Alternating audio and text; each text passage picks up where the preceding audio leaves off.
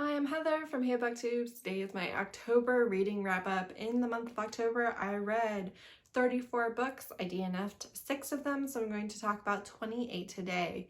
I also read 29 days out of October. There's only 2 days that I didn't read at least one chapter of a book, so that was really good. Excited about that. I actually had a really heavy reading week the last week of October, and so that kind of bumped things up. But let's start. As always, it's in chronological order. If it's available in Kindle Unlimited, I mark it in the description. That's not infallible. I do make mistakes, but for the most part, it's fairly accurate. So, first one is Magic Dreams, which is Kate Daniels' 4.5 by Ilona Andrews. This is a novella that follows Dolly and Jim. It's all from Dolly's POV. I gave it 5 stars. I was actually really surprised by how much I liked it. Basically, Jim is dying. He's dying of like a magic poison type thing, and Dolly's trying to save him, and Jim and Dolly have been circling each other. And I liked this because you find out towards the end that Jim has never made a move on Dolly because he's her alpha. He's the cat alpha, and Dolly is a white tiger who is legally blind and a vegetarian. And she is Asian. She might be Indonesian. Now I can't remember. But her mom is hilarious in this, and I just really enjoyed all of the magical beings that we ran into in it. And I liked that Jim wouldn't make a move on Dolly because consent wouldn't be there if she hadn't made the move first, because she might feel pressured into being with him even if she didn't want to. So he was waiting for her to catch on. Then I read Fear and Other Love Languages by Aveda Weiss. I gave this 4 stars. It is a horror erotic novella. This is my first ever horror erotica, and I read like 3 or 4 in October. This one is between a non-binary human and a female nightmare and a male night terror.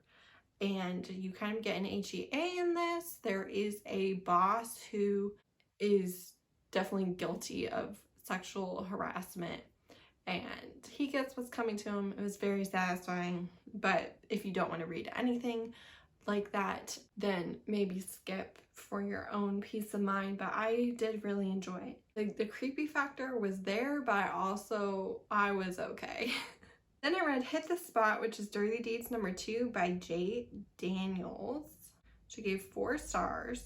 This was a recommendation from Ravioli on Instagram. It's alpha, it's possessive. That's what she was like sharing screenshots, and I was like, look, I need this right now. That's exactly what I need. So some things did not make sense without reading the first book, which I hadn't done. There's like some things referenced that definitely took place in the first book, and it's just assumed that you know what they're talking about, and you don't. That was kind of, threw me. But he's definitely an alpha hole. He's possessive, over the top. It's very couple focused. She pushes him away quite a bit, but I was actually not super bothered by that. And yeah, it was exactly the vibes I wanted. Then I read The Devil's Bargain by Ryan Fox. I gave this 5 stars. This is a male demon erotic horror, and it's a novella. You have a black man who buys a grimoire, and in the grimoire is a demon, and the demon impregnates the man it's alluded to, and they live happily ever after. And I weirdly loved it. I loved the atmosphere with the grimoire and stuff. I was just like really into it from the first page, and the sex was really hot, and I loved that they are gonna live happily ever after. I don't know, I really liked it. Then I read Passion at Hell's Gates, demon horror erotica by Rianne Burnett. I gave this 5 stars. This one, she is taking a job as a caretaker for an old lady, and basically there's sex demons in the house. Again, there's kind of an HEA type situation, and would I have been running for my life? Yes, I would have. So that part was a little unreliable, because I was like, girl, you are gonna get murdered. What are you doing? But I loved it. It was great. Then I read Gothic Hannah by Runyx. They gave this 4 stars. This is a gothic, kind of dark academia romance. There's a ton of mysteries that you do not get the answers to. The main couple does get an HEA in the book, but there's a lot of things that you get no answers for. So that was interesting. We have a main character who hears voices in her head. She was raised completely kind of off the grid. She was homeschooled by her mom, who was schizophrenic and was just severely affected. And her mom now has dementia, which, I'll be honest with you, if I had known that she had dementia, I wouldn't have read the book. I was a little bit triggered by this. This is something which, you know, I don't blame people for not giving a content warning for, but for me, it is a big button and a big issue. So that was a little bit triggering. There are content warnings for suicide, death, murder, those types of things. I really liked the characters. I really liked the atmosphere and enjoyed the writing. I really just liked the writing. But yeah, probably wouldn't have read it if I'd known about the dementia. Then I read Kingpin's Weakness by Jessa Kane. I gave this 5 stars. It was really funny. I liked their dynamic. Their meet cute was hilarious. I loved it. And it was just kind of cute. It was one of my favorites of Jessa Kane's. He is like a mafia boss, and she's at a underground fight, and he sees her and calls her up. Then I read Big Boss by Casey Mint. I gave this 3 stars. It's supposed to be a kind of oversized hero, but you didn't even really get that, and it was his daughter's best friend, and it was awkward and cringy, honestly. I don't know. I wasn't a huge fan. Then I read The Submissive Queen, a fantasy BDSM erotica tale by Rianne Bernett. I gave this 3 stars. I really liked the premise for this. You have a fantasy kingdom queen who is a BDSM sub, but her husband has died and she's looking for her fix. But the person that she's with in the book isn't who she ends up with, and it didn't completely work for me. Then I read A Mass Murder, a Halloween novella by Nicole Rise. I gave this 3 stars. This was a cozy mystery that is Black love that Nicole from Who Picked This Book had recommended me for Halloweenathon. That's not what it is. For Blackoweenathon, and it was all right. It's at a costume party, and there's a murder, and things are happening, and kind of a second chance romance. Then I read Anne of Green Gables by Ella Montgomery. I gave this 5 stars. There's content warnings for death of a loved one, as well as casual racism, because this was written 100 years ago. She talks about not trusting to adopt an Arab boy, although also they didn't trust adopting any orphan, because, you know, that person one town over adopted the orphan and they burned the whole family in their beds. And then also talks about not letting the Italians in the house when the peddler comes and things like that. So if you completely want to avoid that, it's just a couple of instances, but it is just included, like it's no big deal, you know. Anne of Green Gables is about a 11-year-old girl who has red hair and is an orphan and is adopted by mistake by a elderly brother-sister duo. They have always lived alone, and they just all give each other what they need. She really brings them out of their shell and gives them something to live for, and they love her. It follows about 5 years. Anne is now a teacher and in college at the end of the book. I've mentioned before, I read this as a kid/teen. I read all of Ella Montgomery's works, and I want to read this series in particular again as an adult. Then I read The Psycho by Nikki J. Summers. I gave this 1 star. So it was the vibes that I wanted, and that's why I kept reading it. It was a dark, obsessed, new adult. I heavily skimmed to this book. I turned so many pages. There were so many things I did not care about without really reading it. Basically just kind of read the interactions between the couple. The writing was bad, the dialogue was bad, the characters were very insert bad boy type here. Like it was not good, but I did read it, and it has content warnings for death, torture, rape, yeah. Then I reread The Headmaster by Tiffany Rise. I gave this 5 stars. There's content warning for some off-page mentioned homophobia and racism, but this is a Gothic romance at an academy between the new teacher and the headmaster. The headmaster is so polite and sweet and gentlemanly, and there's a mystery going on, and the boys, because it's an all-boys school, the boys are so charming and cute. I love them, and I did cry at the end again. Then I reread Your Dad Will Do by Katie Robert. I did a live show on Nicole from Who Picked This Book channel. I had forgotten how much daddy kink was in this book. Don't ask me why, I don't know, but it's a true story. I'd forgotten, and the dad is savage towards his son, just savage, and I loved it. I did. I do always kind of have a problem with this trope because it's hard for me to root for the guy who's being such a horrible parent by going for his child's significant other, even if it's an ex. But this is my favorite rendition of it. Then I reread Magic Slaves, which I gave 5 stars. It's Kate Daniels number 5 by Ilona Andrews. Obviously reading it for the Kate Daniels read along with Steph from Novelty Corner and Megan from Meowth Vader. Having so much fun with that read along. I just love getting to talk all the spoilers with them. We're good friends. The books are amazing. It's just, I'm really glad that I'm doing it because I would not have reread all these books, and I would not be picking up all the novellas and things, and a lot of them have really added to the overall story, and I'm really happy that I'm reading them. And I just am really so much, cannot stress this enough, enjoying talking to them about the series on our live shows. It's a blast.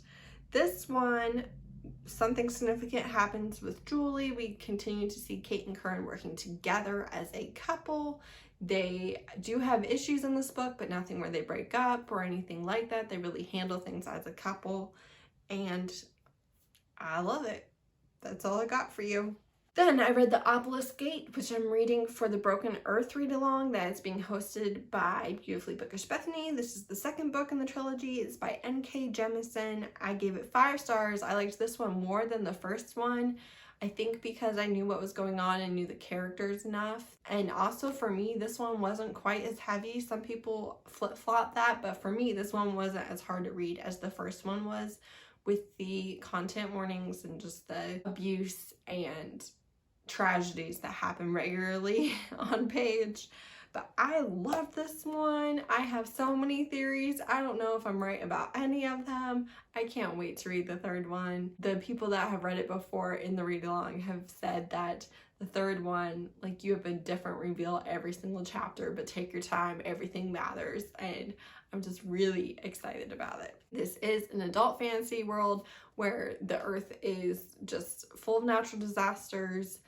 The earth itself is kind of pitted against humans, and there's other factions who are working, and you're following main characters who are origins. They have the power to kind of control the earth. It's almost like an earth magic, and it's very interesting because society as a whole treats them as horrors and tools and things to be afraid of and controlled and not real humans, and it's just a very heavy world, but so interesting. And again, I have no idea if I'm right about anything, but I can't wait to find out. Then I read The Anti-Inflammatory Diet by Dorothy Calamaris. This was a recommendation from Bree and Leavenwords and Tori from Novel Life because my husband needs to kind of be on this diet for health reasons. And I gave this book 3 stars, not that it really matters. The beginning has some information. There were some things that were specific that I didn't know, but a lot of it was not new to me. And a lot of the book is recipes, and I didn't really need them. Won't really be using them, but it was worth my time. Next, I read Dream Spinner, which is Dream Team number 3 by Kristen Ashley. I gave this 4 stars. This is content warning for abusive dads for both main characters, BDSM being used as threats by a stalker, and dirty cops. You don't actually come face to face with any of the dirty cops in this book, but they are kind of the villain, but we don't know who they are. We'll find out, I think, in the next book, because I think it's the last one.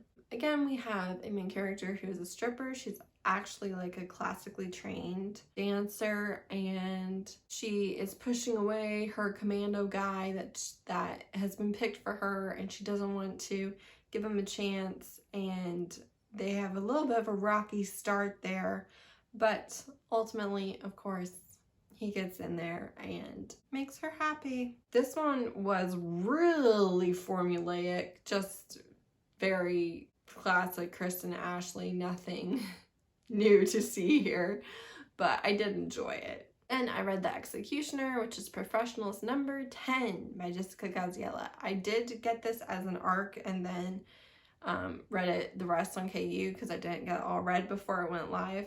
I gave it 5 stars. This is my favorite series by Jessa. It follows the Fixer Agency. This one follows the Executioner, who's kind of a vigilante style serial killer. He was in Black Ops and just needs to kill, and so he only kills people who deserve it. So it's his romance with a jewelry designer, and very interesting. He's the one that kidnaps his friends and drugs them and sends them on amazing vacations and stuff. That happens to her, and really enjoyable, everything I wanted from the book. Then I read Releasing the Demon, Supernatural Erotica by Rian Bernett. Gave this one 3 stars. I liked the demon in this. I didn't care so much about the kind of urban fantasy war setting that they were in. I just didn't really care about that plot at all, but I did like the demon himself and the main character. I liked their scenes together. Then I read Magic Tests, which is Kate Daniels' 5.3 by Ilona Andrews. I gave it 3 stars. This is a novella that follows Julie at school while she solves a mystery. I might have read this before. It seemed very familiar. It's short. It's worth a read.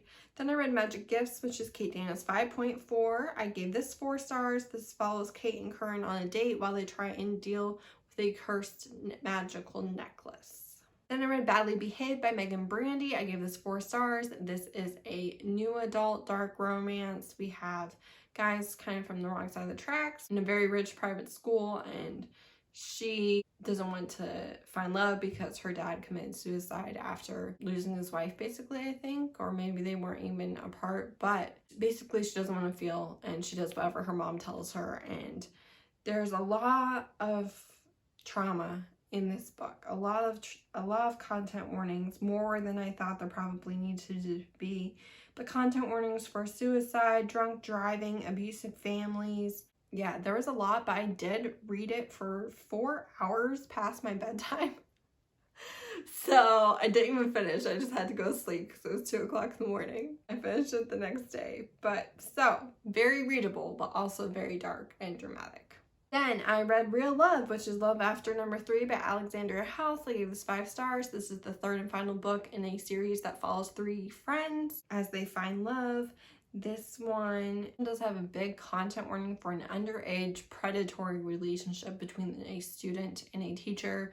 Neither one of the main characters is the teacher, but it did kind of, take me by surprise, and it's definitely painted in a bad light. So you're not supposed to be rooting for it. You're not supposed to be okay with it. You're definitely supposed to feel like it's a disgusting child predator, which you do, but that is later on in the book that is kind of brought out.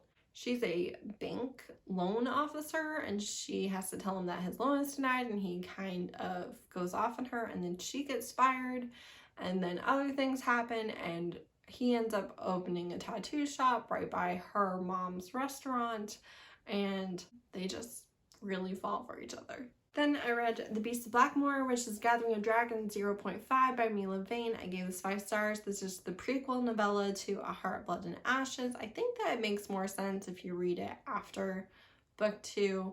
Like, I liked the order that I read it in. Our female main character is a rural who is on a quest, and the quest for the goddess, you have to continue the quest until you finish it or you will be cursed. And he had offended that goddess as a teenager, and he has had no help ever since. And he has a tragic backstory, rape, death of families, things like that. And they end up together, and he really is pushing her away. Really liked a quote in this where she talks about how her goddess wouldn't want her to put up with him hurting her just because of his own pain. I really liked that. But I liked this prequel quite a bit. It was another big warrior love interest. So then I read Pretty Bride, which is Deadlands number 3 by Katie Wilde. I gave it 4 stars. This one is about the brother of the previous book and a princess, and they basically are on a desert island together. There is a forced marriage. She is telling herself for blood magic, so if that would be something you wouldn't want to read. And she also has a dad that she's trying to overthrow. I did not think that this one was quite as good as the other books in the series, but I did still really like it, and it is on the short side, like 80 pages.